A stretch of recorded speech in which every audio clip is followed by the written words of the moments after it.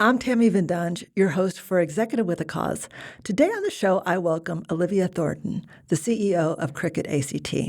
Today, we're going to chat about the good, bad, and hard things about running a not-for-profit.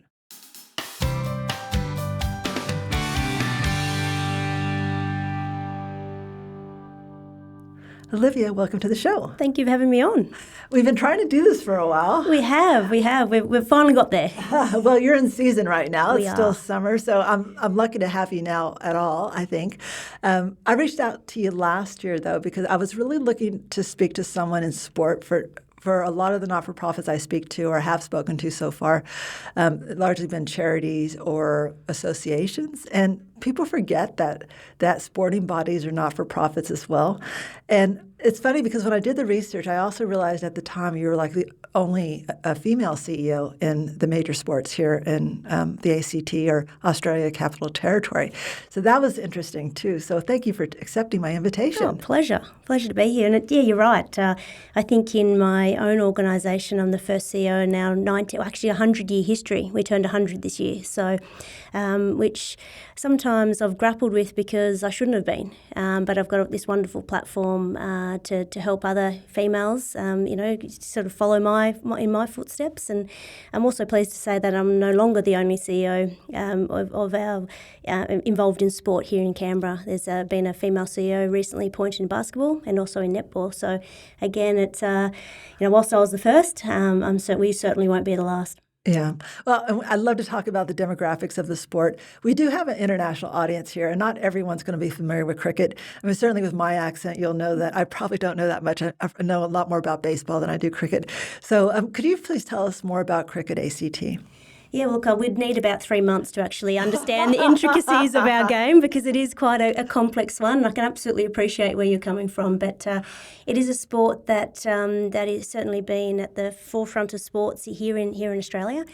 For us locally, Cricket ACT is the governing body for all forms of cricket, and as I said, has been that for the last 100 years. So we had a fabulous gala last week to celebrate our, raising our bat for 100. But in terms of the broader cricket landscape here, there's 8 states and territories, and there's also a national governing body. So we are one of the branches that sit underneath our governing body, which is Cricket Australia.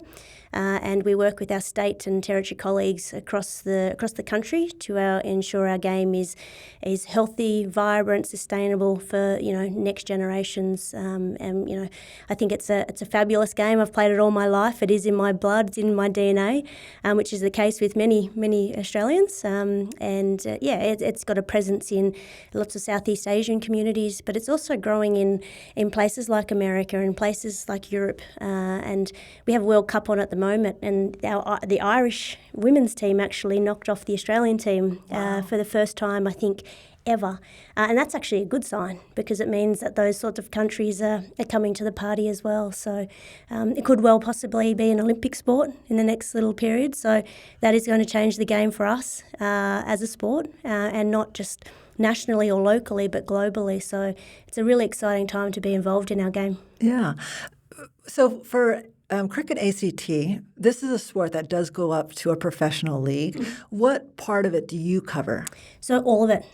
So from entry level, so from a 5-year-old kid that picks up a bat and ball for the first time, through to our female domestic players who are paid to play. And we know that it's really important that we continue to bring all sorts of cricket to Canberra and to this region because there is a direct correlation to bringing elite content to town and inspiring that next generation. And we had an opportunity a few years ago with the ACT government investment to actually bring World Cup women's games here. And off the back of that investment and off the back of that exposure here, we've had a year-on-year growth of over 200%. So whilst other things have come into play there is a direct correlation between having elite content and elite presence in town and inspiring that next generation, which is ultimately what we're here to do. So a 200% growth rate for people involved in the sport. In the female, in the female cohort, interesting. Okay. Which is fabulous. And again, we're really trying to encourage more women and young girls to get involved in our game. And I think it's really important that we continue to have a presence, whether it's from female administrators like myself or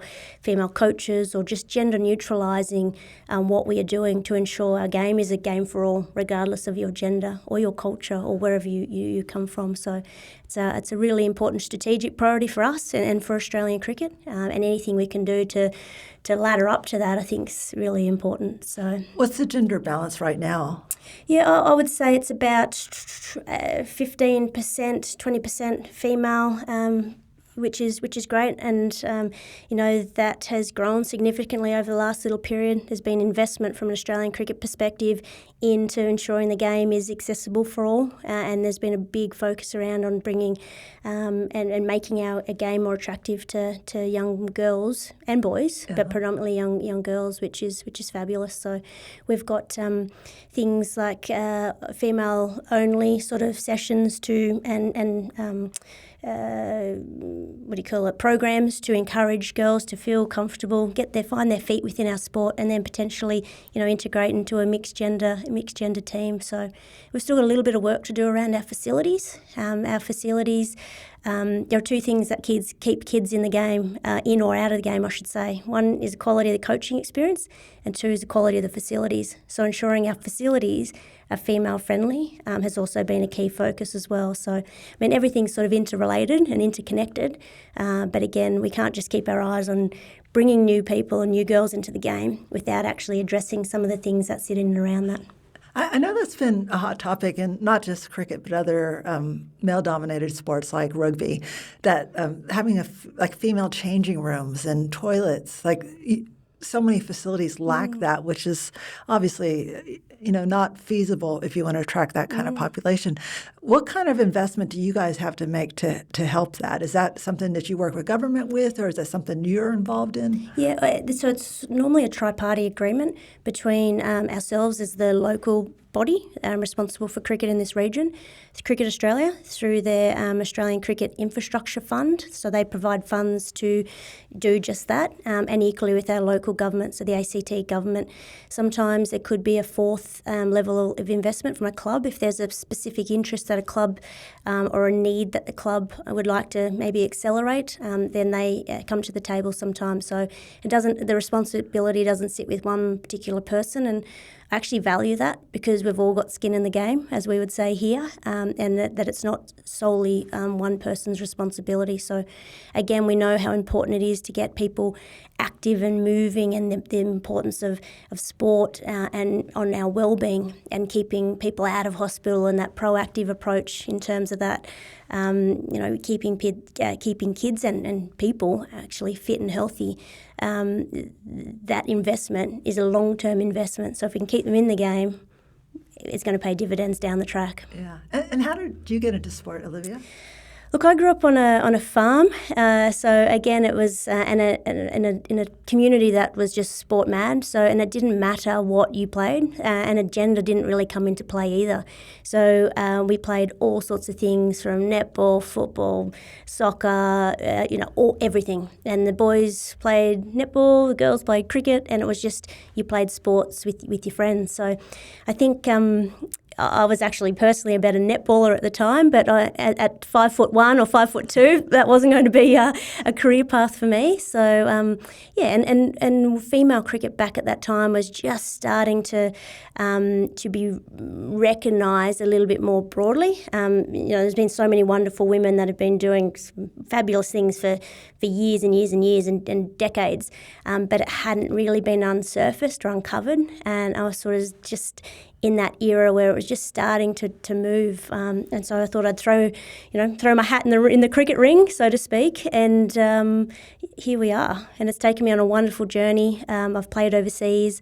I've got friends overseas. I've dealt personally with selection, non-selection, all those sorts of things that come with sport, and I think that the team environment that cricket has provided me has certainly served me well with what I'm doing at the moment, and it's been a nice way to reconnect with my sport. I have spent a bit of time outside of cricket as well, which was a deliberate play. So I taught for a number of years, and I think, again, the correlation between teaching and education and some of the other experiences I've had in cricket in terms of coaching and things like that, there is a connection, and people always being at the centre of what I do, whether it's in the classroom, on the cricket field, as a player myself, or now as a leader of our organisation. So there is a link, but it's been a bit of an eclectic mix as well over the years. It's really interesting finding someone who's devoted so much of their time and life to sport to see you actually in a CEO role, because I saw that you were the head of development or high performance, I think, in another role. And I could see how an athlete goes into those roles quite easily because you know what it's like to be in the head and the bodies of these athletes. But to go into a CEO role, which is very different. Like the skill set required to be an administrator is different than being a high-performance person. What was that transition like? Yeah, and if you look back a little bit further back down my sort of professional path, I've had an opportunity to work in local government. I've had an opportunity to work in the education sector. I've had an opportunity to volunteer and to run a club myself. I've had an opportunity to work at a national body like the Australian Institute of Sport. So I think when you buddy all those sorts of experiences up, it actually has given me a really sort of broad, holistic view as to what the sporting ecosystem looks like. I was really sort of honest and open about, I don't have a CFO or, chief financial officer background and things like that. So that is actually going to be an area that I do need to get up to speed, and that's just one example. But I think what I mentioned before about people being at the core of the things that I've done and where I've had success, it's no different to what I'm doing now. Understanding my people, understanding what makes them tick and providing environments and creating environments that allows them to flourish, I think is ultimately what I'm here to do. I certainly can't do everything, but I can, make sure I've got great people around me, great people within our organisation that have got a common purpose, and that my role is to actually allow them the airtime and space to get on with their piece of the puzzle. And ultimately, I'm the one that just putting the bits and pieces together. I think it's a great analogy while we're talking about sport, about putting together the perfect team around your star players, right? Like if you have strengths over here and weaknesses over here, then you hire the weaknesses to bring those in. And I think that's such a good example for any CEO for that matter. And being open to that. I think, again, I think the moment we start to try and think we're the expert in all the facets of business or of an organisation, I think it's a slippery slope. So I think being really clear in terms of what your strengths are, but having the ability and the awareness to surround yourself with people that have skill sets that you don't have necessarily, but you know that you can work together, again, for that greater good. And I think that has, again, served me well, not only in this role, but in other opportunities that I've had where, I haven't claimed to know it all, but I've known what I can do and what I can bring to the party, and then our gaps and filling those gaps, whether, again, it's on a cricket field or in the office now. Yeah. It's interesting you're talking so much about team. And it's, most of the people that are sitting across from you or across from me in this room are also CEOs, and their missions are so much different. But it's still, there's a commonality of building a good team around you and recognizing where you can add value and allowing them to do their work as well. Yeah, and look, it's well known that you don't work in the sports industry for big paychecks and things like that. So we actually have got to provide environments and create environments where people are prepared to, maybe take a little bit of a pay cut or, work at it, from a financial perspective, a little bit less than what they would potentially like to do, because they're driven by a common goal and that common purpose and that love of the game and that notion of giving back, which is certainly a personal driver for me. The game's given me so much. I feel really honoured that I've got the opportunity to actually contribute in the way that I'm doing now. And I think I can probably speak for my colleagues as well, that there's certainly that element of being able to certainly do something we love. That gets us out of bed. It is purpose-driven. We've got a wonderful cricket community, and there are other things outside of just your pay packet as well. Yeah. How many staff members do you have? Yeah, it's about 28 at the moment, Right. across all parts of the business, from commercial infrastructure, community cricket, high performance. We've got digital and comms and media. So again, not too dissimilar to other organisations. We have a number of contractors, and that list is quite extensive. And again, contractors across our sports science and sports medicine, so from doctors, physios, psychologists, nutritionists, through to coaches, and through to some HR sort of contract type roles. So again, it's quite varied. We then have 14 paid athletes. So quite unique within Australian cricket that we've got a female professional team, but not necessarily a male team. So hopefully we can, as we work through this conversation, I can share the direction we want to head to potentially even the playing field by having a male team here as well. So you add them into the mix, and they are full-time with us. And then we've got a cast of volunteers. Like, our sport does not exist without our volunteers. And again, they are genuine enough. I say this quite often, they are genuinely the lifeblood of our game, because without them, we certainly wouldn't exist, and we wouldn't be able to do what we want to do in terms of, continuing the growth of our game and sustaining, all those things I mentioned at the top, without our thousands of volunteers. And, we've had... even in the last 100 years, and we were only talking about this the other night at our gala, imagine the hours that have been spent to ensure that our game has remained relevant and is strong. So that's certainly always at the forefront of our thinking in terms of how do we support our volunteers, how do we continue to work with them and make things a little bit more efficient as well. So how many volunteers would that be? Oh, that is a very good question. We're talking coaches, coaches, referees, managers, but even the ones that are driving, are doing the pickup on the way to cricket games, are washing the cricket clothing of a night, or washing out the water bottles because it's your turn this time, to formal roles, and I say formal volunteer roles around being a club president or the club secretary or the coach development manager or whatever the case may be. So it does look and feel a little bit different depending on what club you're at and things like that. But we'd have hundreds and hundreds and hundreds of volunteers that, again, do a lot of the heavy lifting at the coalface. Okay, so let's talk about this a little bit more, because you do have a lot of children you have to work with. And I know that me being involved in another sport, I have to have a Working with Vulnerable People's card. It's being monitored all the time. With that many volunteers, that is actually hard to keep track of. I mean, granted, most of them are probably parents, but how do you manage that? Do you have a volunteer coordinator? How does that work? Yeah, so a lot of that comes down to the club structure that they've got in play. And again, we work with clubs to ensure that they have got structures, the appropriate structures in place to enable, again, creating safe and inclusive environments and having the right people in the right roles and that sort of thing. So the club do look after their volunteers on a day-to-day basis, but we provide that support and that comfort around clubs to, whether it's through resourcing or one-on-one connection or whatever. It really is a club-based.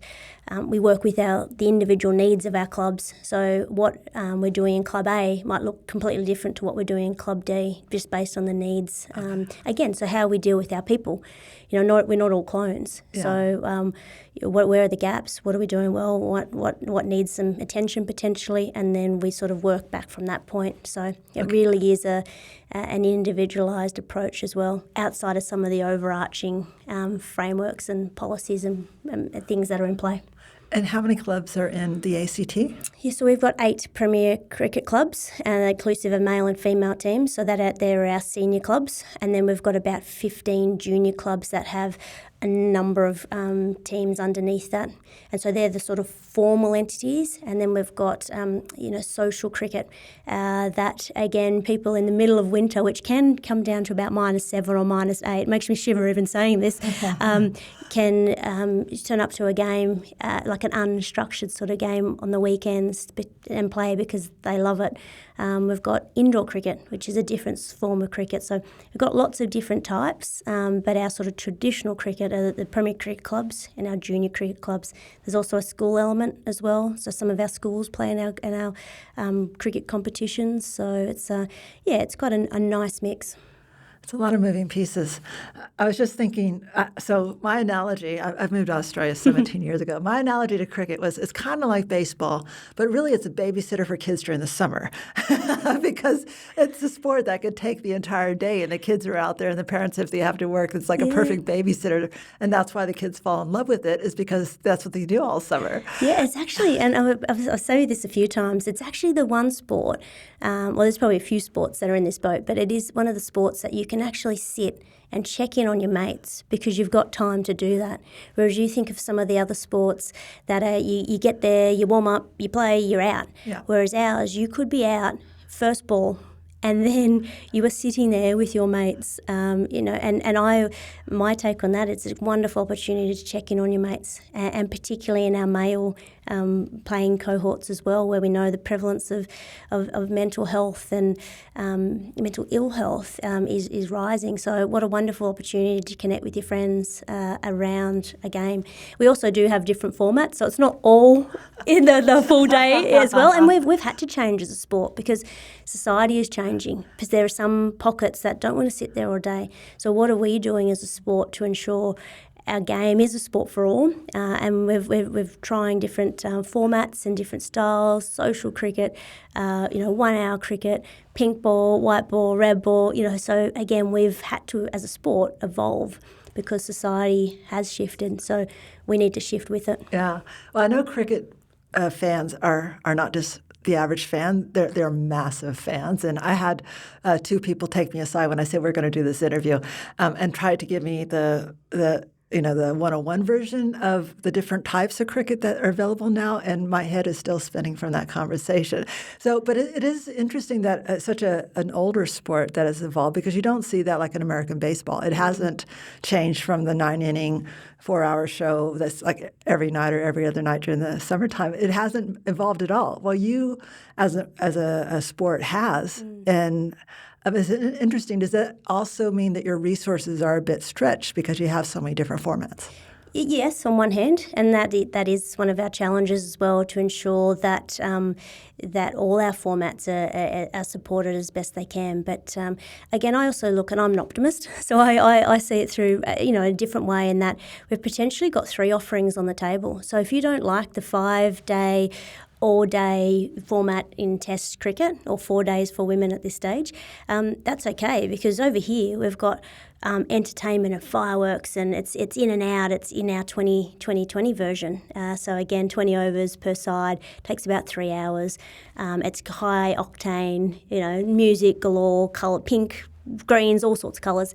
And then we've got one in the middle in terms of our 50 over. So still, again, 1 day of content, but a little bit longer. So I actually think you've got our customers and our people and our community have got a choice. Now, you might like all 3. I like all 3.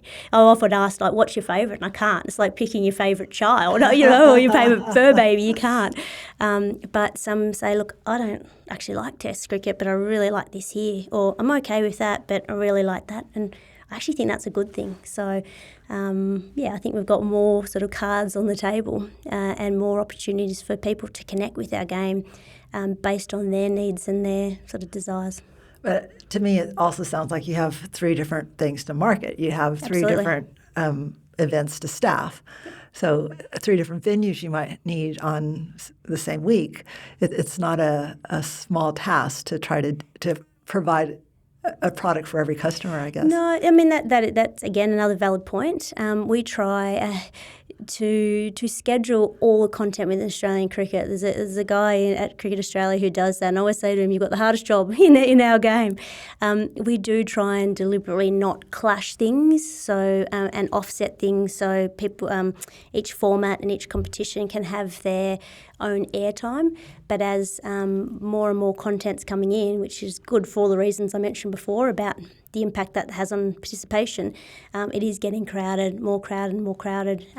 But again, I also see there's an opportunity that some formats and games potentially can go to regional areas that then allows our regional communities to potentially connect with a game where they might not have necessarily had the opportunity to do so as well. So there's always silver linings with with those sorts of things. Yeah. Okay. With all these things that you're doing, you have paid professional athletes, you have staff trying to manage all this, you have contractors that are doing things as well. How do you fund your organization?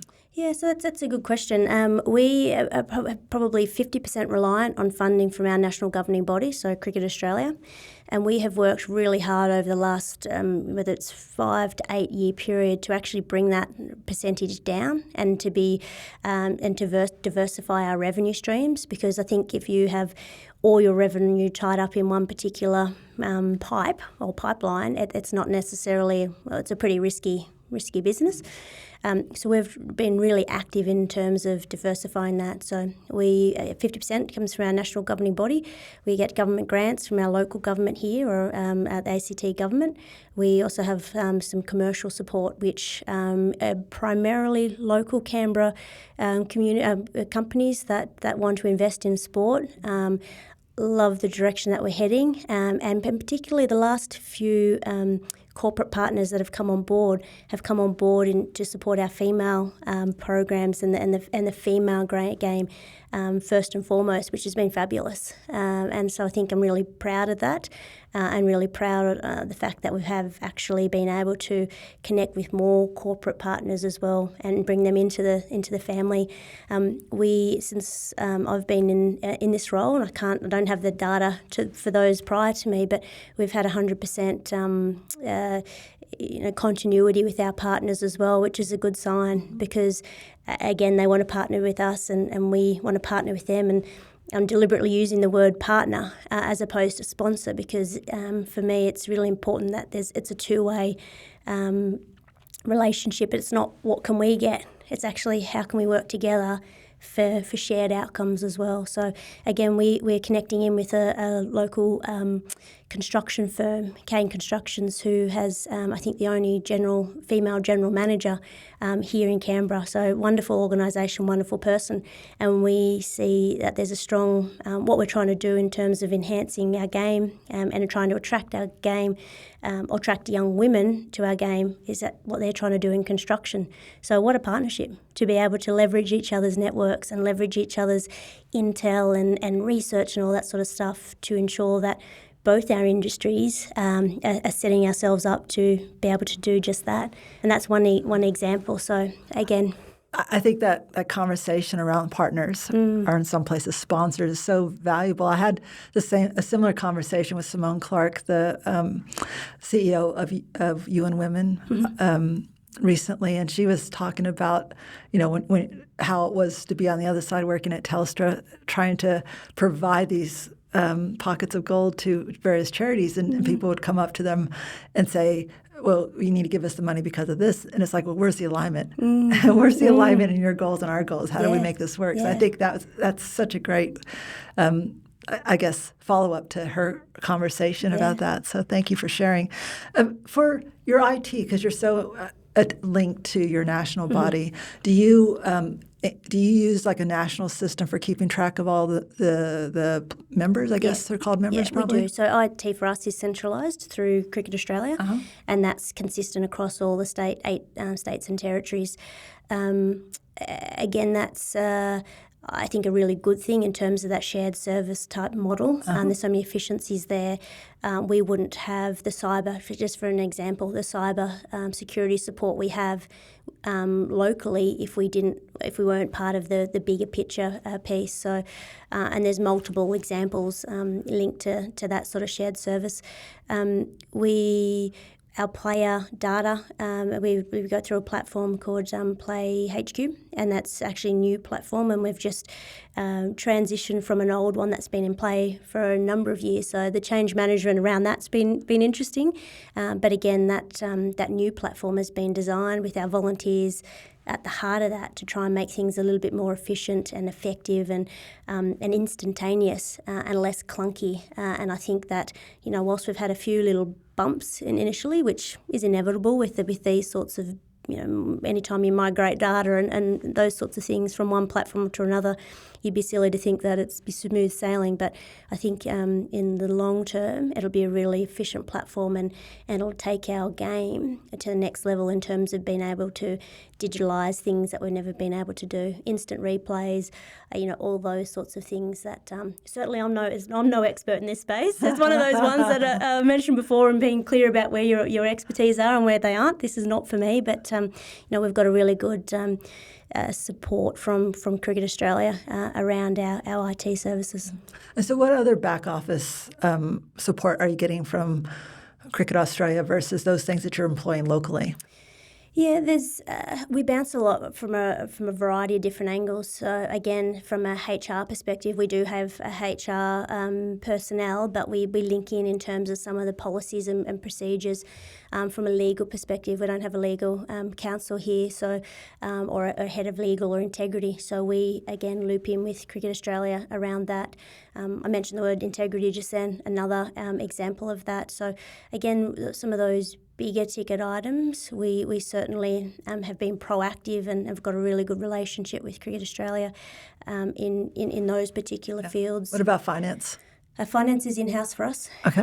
But again, the system is a national system. Yeah. So, okay. Yeah. So we have a CFO and a business manager.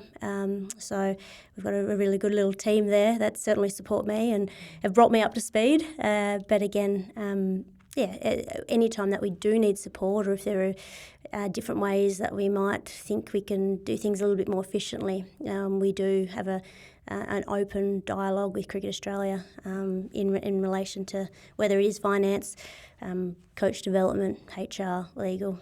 Do you have a board?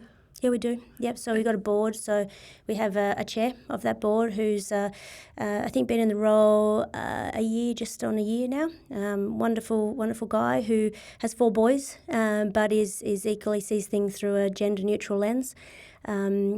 We have 6 member elected board directors, and we also have 3 independent. And so it's a nice mix. Yeah. So is that 9 or 10? 9. 9, okay. Yep. And are they volunteers?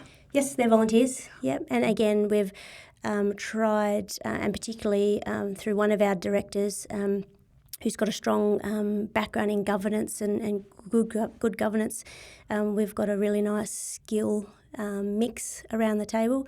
We have, I think, 40% female, over 40% if you do the maths around that, of female directors. And I actually had some feedback from an external facilitator. We had an external facilitator come in and do some work with us, the board and myself. And this particular gentleman said, I just want to acknowledge that the diversity of thought and that the female voice around your table is just wonderful. And for me, I haven't noticed it necessarily because it's just how it should be. But he said this is not always the case. And he said that, and today just cemented for me, as in the facilitator, how important it is to have a female representation around boards, but equally the more diversity of thought, it's just so rich. We've still got some work to do on that front. Outside, we've recently appointed our First Nations director, but we're still very white, we're still very middle-aged, but the board is aware of it, and sometimes that takes a little while to get that balance right, but we're certainly there from a gender perspective. Yeah. Well, especially with your goals to grow the female participation, I think it's absolutely critical to have that diversity. It's not always easy, though, right? When you have so many people coming in from the sport that are largely male, and then you're trying to find people with the passion to be on the board and give up their time to have the right qualifications as well, you're sometimes limited by who's available. And sometimes, the diversity doesn't exist. Yeah, absolutely. And, I joke with our chair all the time. As I said, he's got 4 boys. He's a CEO of a very successful company himself. He's got 2 full-time roles, one with us being, our chair, 2 his own CEO. And we haven't even spoken about him being a husband and a father. So, it does take a lot of commitment and passion and drive. And you're right, sometimes it's not there. And I think when you force that, it can actually work against you as well. So just being patient, and I know we're not a very patient society anymore, but just being patient with that thing and actively working towards it, in my view, is a better way of, rather than just trying to force something when it's just not quite there. Yeah.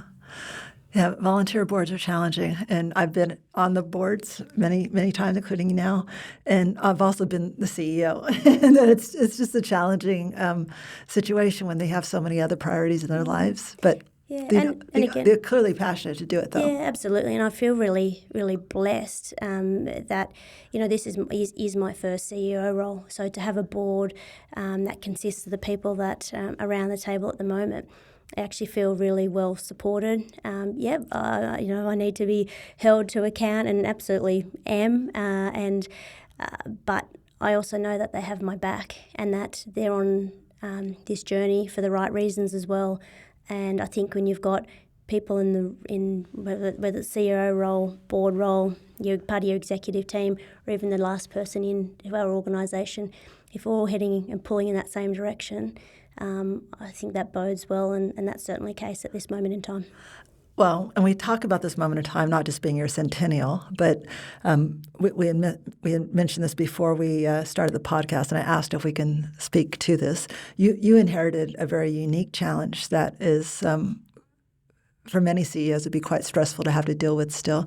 But the National Redress Scheme for Victims of Child Sexual Abuse, you guys were just able to finally join that scheme. And for those people that aren't familiar with what the scheme is, it might be useful to talk about it. And this happened long before your time, but the fact that you as the CEO have to deal with this now, and what you wanted to do but you couldn't afford to do. Could you talk more about this? So the National Redress Scheme is a federal scheme. It is a scheme that is designed to provide redress, and not just financial redress, but redress, holistic redress to survivors of sexual abuse. I am aware that there has been incidents of sexual abuse in our game across Australian cricket and here locally, and we have just been officially declared as a participating organisation within the National Redress Scheme, and it is a big thing for our organisation, because, like you said, we first tried to sign up in 2020. There are certain financial thresholds that you need to reach to be eligible to join the scheme. At that moment in time, we weren't. But we have continued to work with the department each year to provide, in a really transparent and open way, our financials, audited financials, and we have just been declared as a participating organisation, which means we're in a financial position to be able to be part of the scheme. And so the scheme itself, does that mean that you'll be contributing to supporting the victims through various ways? Yeah, that's what the scheme is designed to do. Yeah, okay. And so, that's a bottom line. That's a new expense. It's an ongoing expense. It's not just the right thing to do, but you also do have to think the ongoing cost to the organization. How do you work through that? Is it just something like, we have to make this a figure on the line item, or we'll get to it when we get to it? How does that conversation occur when you weren't in a financial position at the time? Yeah, and it's a really good question, and we are, if I'm being completely honest, we are still working through that and what that looks like and how it is going to work. But I mentioned before around people being at the forefront of our decision making, whether it's volunteers or me fostering young employees within our organisation to get them moving with their professional careers. This is no different in terms of the person being at the centre of this particular scheme, albeit in a not for the right reasons. It's not. It's a very delicate topic and a sensitive topic, and certainly I have a lot of empathy for people, not just those involved in cricket, but any victim of abuse. So it is one that we're continuing to work through. But again, understanding that there is a human at the other end is really important. Some big decisions and hard tasks that you've been given as the new CEO, even though you've been in the job for about a year now. We've also, just on that, I've also got a responsibility to control. I can't control what's happened in the past. No one can. But I've got a responsibility now to ensure that our game is safe, accessible. We've got the right policies, procedures in place that allow kids to turn up to cricket and enjoy their experience and be safe. Yeah, I get that. Well, given you've already have a lot on your plate, you did mention briefly that you do have a big strategic plan. What are some of the things that are on it we haven't talked about yet? Yeah, look, we again, the growth of, I mentioned a few times, the growth of our game for young, our females in particular, is a really big focus area of ours. Equally, the growth of the game in the 5 to 12-year-old age group, because what research has shown us, or data has shown us, that if we can get kids in between 5 to 12, we've got an 80% chance of keeping them. So if we don't get them in, our chances, our percentages aren't too great. So again, what are we doing as a sport, not only here locally, but from an Australian cricket perspective, to make our game engaging and fun, and where kids can, as I said, can come and have a really safe and enjoyable experience. So that certainly is a key strategic priority for us. Equally, we do think we're a little bit untapped in terms of being able to offer more to the Australian cricket ecosystem. As I said before, we have a female professional team, but I actually think the time's right to look at what we're doing in the male space and being able to contribute a little bit more. Now, what that looks like is there's a few discussions happening at the moment as to what that could look like, but I think we've got a wonderful venue in Manuka Oval here that's just a fabulous playing surface and a stadium. And if you haven't been there, I'll take you to a game there. Oh, great. And we can watch it because you feel like you're part of the action. So we're shovel ready in terms of being able to have a male professional team here. And it's just making sure that we're doing everything we can, from strong pathways and the right people in the right roles at the right time, so those sorts of things which are, again, don't just sit within sport. Our next little chapter is going to be an exciting one. All right. Well, is there anything else you want to share for the executives listening, things that you've learned? No, I think it's been a wonderful opportunity to connect. I think if you haven't necessarily had an opportunity to connect with our sport, do so. Just give it a go, because as I said before, we've got options on the table in terms of formats. We are, as best we can, trying to gender neutralise what we do. We are trying to work with our vast multicultural community and our First Nations people to, again, ensure that our game is accessible for all, regardless of where you live, where you come from, what language you speak, your gender, your sexuality, all those sorts of things. So I think, and that's for me a wonderful opportunity, and I certainly I'm really privileged to be in the role that I'm in at the moment and to be able to lead our cricket community into this next phase. So if you haven't heard of us or whatever, jump on. We've got a digital, and I've actually invested in our digital presence a little bit more, because we haven't been great at telling our story, and I think we've got such wonderful stories and wonderful people and wonderful history, rich history. So again, bringing that to life through storytelling, so powerful. And so jump onto our socials, onto our website, and have a look. And I'm always here to talk cricket if anyone would like to. So what's the website? So it's cricketact.com.au. And if someone who's not based in Canberra wants to get involved in cricket, what do you reckon? Send them to Cricket Australia? Yeah, so again, there are, wherever people are, there'll be a body or an organisation responsible for cricket. Certainly here, if you don't reside in the ACT, Cricket Australia is a good stop in terms of Google searching where to find and how to sign up to cricket.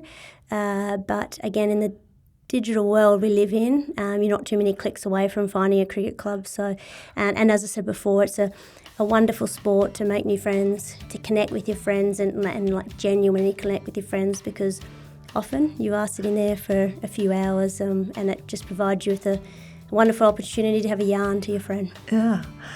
Well, look, I've been fascinated with this conversation. It's the first time I've had a chance to interview a sports CEO on this show, and there is a lot of synergies between what you do with another not-for-profit, but also you have a lot of other interesting challenges that they probably haven't had to face, and also just the breadth of the stakeholder that you're dealing with, from the 5-year-old all the way up to the pro athlete. It's really interesting and wonderful to watch. But I reckon you have the right person in the job because your storytelling is amazing. Yeah, Thank you for sharing today, Olivia. Thank you for what your team is doing for sport here in Australia, and especially in ACT. And just really appreciate you being on the show. My pleasure. I love what I do. I'm proud of the work we're doing, and we're only getting started. And I hope you do take me to a cricket game. I absolutely will. Cheers, Olivia. Thank you.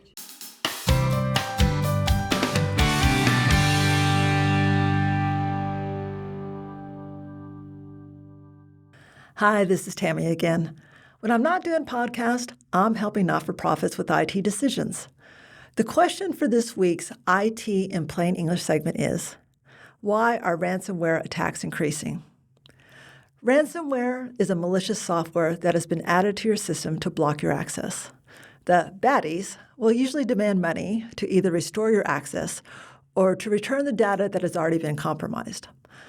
According to the INSEAD group tracking ransomware trends in Australia, on average, there have been 6 reported ransomware attacks per month from 2021 to 2022. That's including not-for-profits. So why are ransomware attacks increasing? There are 3 major reasons. First of all, ransomware is offered as a third-party software service on the dark web. So you no longer have to be a software programmer to deploy it these days. Second, organizations are more dependent on technology than ever. And if their IT operating budgets are not keeping up with the requirements, their infrastructure is easier to exploit. And then finally, the advent of cryptocurrency has enabled the easier transfer of large sums of money to anonymous accounts. So to minimize your risk of being a victim of a ransomware attack, what should you do? While this is not a complete list, here are a few simple things you can do. 1. Invest in regular training for your staff and volunteers, as most attackers gain access via a known user in the organization, usually accidentally. Second, make sure your organization has full backups in place for all your systems and data. Third, ensure that your devices are on the Windows 10 or 11 operating system and have enabled automatic security updates. And then finally, ensure all your systems require multi-authentication verification. This is especially important for any of your admin accounts. So there you have it in plain English. If you have an IT question you want answered, feel free to connect with me on LinkedIn and send me a message. I just might answer it on the show.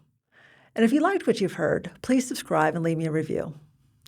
To all of you executives with a cause, the world is definitely a better place because of you. Thank you for what you and your teams do every day.